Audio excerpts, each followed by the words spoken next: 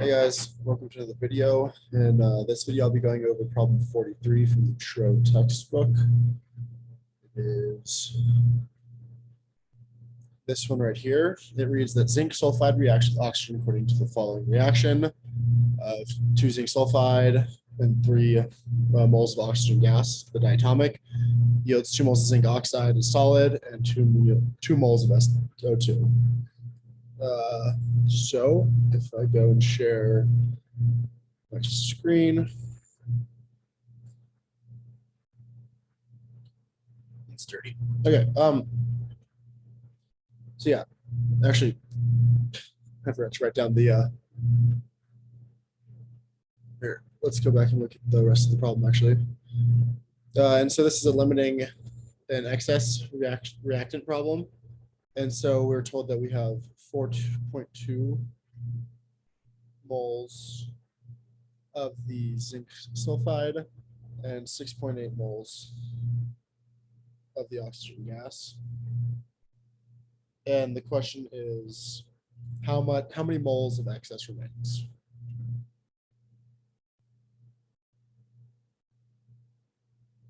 So there we go. I wrote that stuff down. Back up. Yeah. Sorry guys, I'm a bit congested, which is why my voice might be sounding weird. And there's a bit of background noise going on. Okay, so we have this problem. We are given this reaction. We have these two initial quantities, and we are looking for the moles of the excess. So first we have to determine with the amounts given which of these problems is the excess and which is the limiting.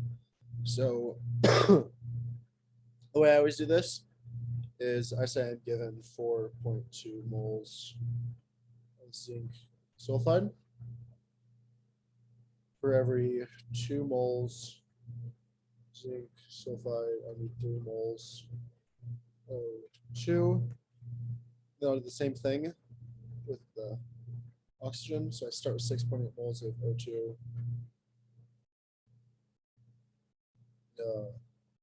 And 3 moles of O2. It's 2 moles zinc sulfide.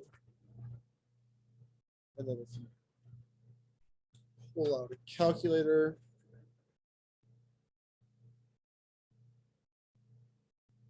this gives you 6.3 moles O2, and the bottom one gives you about 4.53. Actually, 4.5 moles of zinc sulfide. So we look at these, and yeah, so we need to react with all of our zinc sulfide. It takes 6.3 moles of O2. We start with 6.8, and so that is doable. So this step is possible. And then to react with all of the moles of oxygen, we need all 6.8 moles. We need 4.5 moles of zinc, yet we only have 4.2.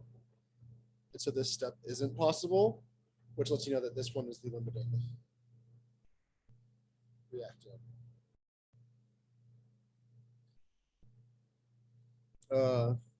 That's the way I solve these problems. I'm sure that there's been other ways shown in the videos. Actually, I'll leave that stuff right now. Switch to the pen. Okay, and so we now know which one's our limiting reactant. And we also know that it uses 6.3 moles of the oxygen, which is the excess if the reaction goes to completion. And so now we just take the initial amount, we subtract the amount used,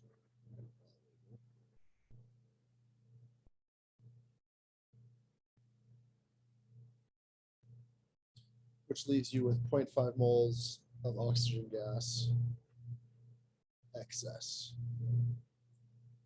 So for this problem, you need to identify the limiting reactant and the excess reactant, see how much of the excess reactant is used, and subtract that amount from the total initial amount to figure out how much is left.